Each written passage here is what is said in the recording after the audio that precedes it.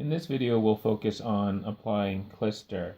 In general, you're going to need four things. You're going to need sandpaper. Personal preference, you can use anywhere from 120 to 150 grit sandpaper. You're going to need the red Klister paddle. We're just going to use this to clean out the groove and also clean off the sides. The club uses mostly Toko base binder, a spray-on. There's also Swix spray-on base binder. Both work well. And then Klister. So we have a bunch of different types of Klister, but in general, the club will use a universal type of Klister, either from Swix. I think we might have some Rhodey Multigrade and some Rex Universal. But these are the four things that we need to apply the Klister. The first part is determining the Klister pocket. In general, a wax pocket might be this long on your ski for a stick wax, but for Klister, because it's much thicker, we're going to apply it to a smaller area. So it might be this big on the ski. For people that bought new skis from me, I typically mark all the classic skis with two marks. There'll be a vertical line and then the letter K and a backwards K and then another vertical line. The K indicates the Klister pocket between the marks. So it'll be like a line here, a line here. This is the underneath the heel of the binding, and then this was usually anywhere 6 to 10 inches in front. And then the K's will be a little bit more inwards. It's usually, this is the K mark for Klister is usually behind the ball of the foot to about, I don't know, for the kid skis, maybe 4 inches in front of the binding. So when we apply Klister to the skis, what we're going to do is abrade the surface, if you haven't already. And I actually like to do it this way against the ski. And what this does, by doing it against the ski, is going to prevent the Klister from migrating backwards. So I'll do it like this, and I usually start just behind the K for the Klister to travel into. And then I just do a couple light passes like this. When we sand the ski, we just want to increase the surface area so that way the Klister binds to it. We're going to take the Toko spray-on Klister base binder or the Swix, and you just need a small light coat on this. You don't need that much. When it's cold outside, you're going to have to work it in with your palm a little bit more to make it tacky. If you put Klister on right away to the base spray, it doesn't stick. So a little goes a long way for this stuff. That was a little bit too much. But that's all you need. And then what you're going to do is just going to take your palm and palm it in. So you can see now it's getting tackier as I go back and forth. And take the groove scraper or the Klister paddle. Just clean out the middle a little bit.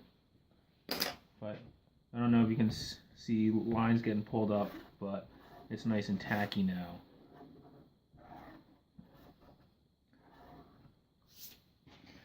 There are several methods for applying Klister. There's the chevron method, the dot method, and the smear method.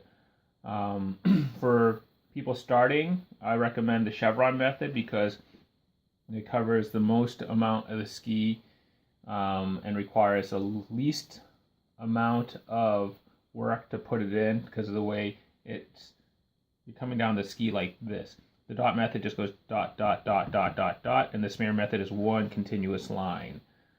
So the disadvantage of the chevron method is that it puts a little bit more Klister on the ski if you're not experienced.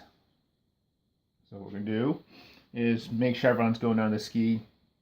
They don't need to be touching the Klister lines. You just want to do thin layers going down the ski like this.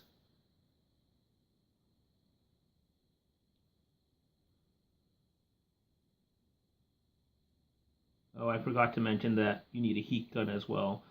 It helps in applying the Klister when it's warm. So that's one way to apply the Klister. The other one is the dot, dot, dot, which is dot, dot, dot, dot, dot, dot, dot, dot, dot. The other one is gently squeezing the Klister tube and putting a thin line down the ski like so. You'll notice that I didn't go all the way to the end. There's a little bit left. And what's going to happen is that when I apply the Klister, I'm pushing it this way. I'm going to help push it into this area.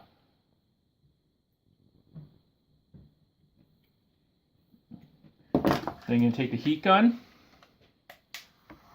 And you're going to just gently heat up the base of the ski. When we're in the wax tent, you're going to have to apply a little bit more heat just because it's cold outside. So that should be enough heat. And now you're going to use your thumb. Just gently push down the length of the ski. And it should flatten everything out.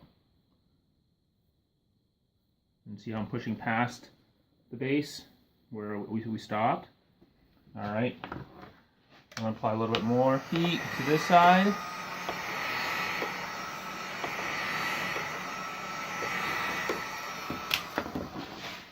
Using my thumb again. We're going to press the Klister down.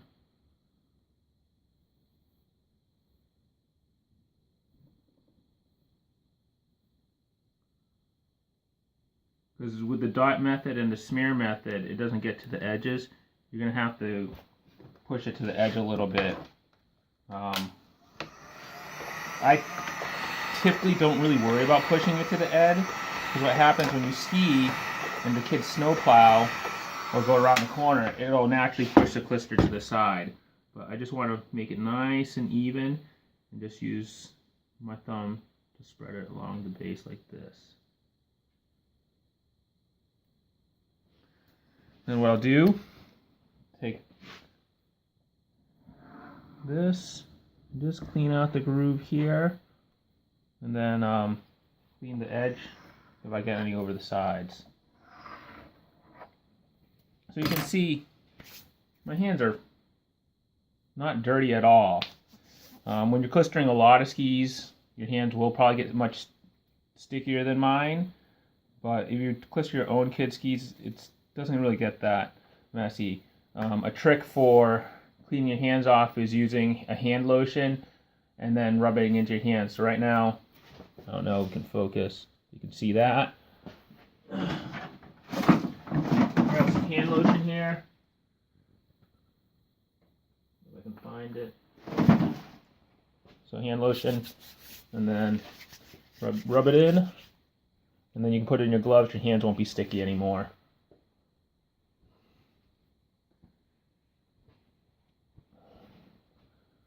But let's do a close-up look. So that's what it should look like for your Klister pocket, or the Klister. You can see on the chevron side, I should probably work it in a little bit more, because you can see it, where's that? You can see where I put the chevrons, whereas on the dot method on this side, it's a little bit more continuous, a little bit smoother. But the dot method is the least of my, I don't really use that method. I usually use a chevron or the smear method. I usually use a smear method unless I'm mixing klisters. So that's it for klistering skis.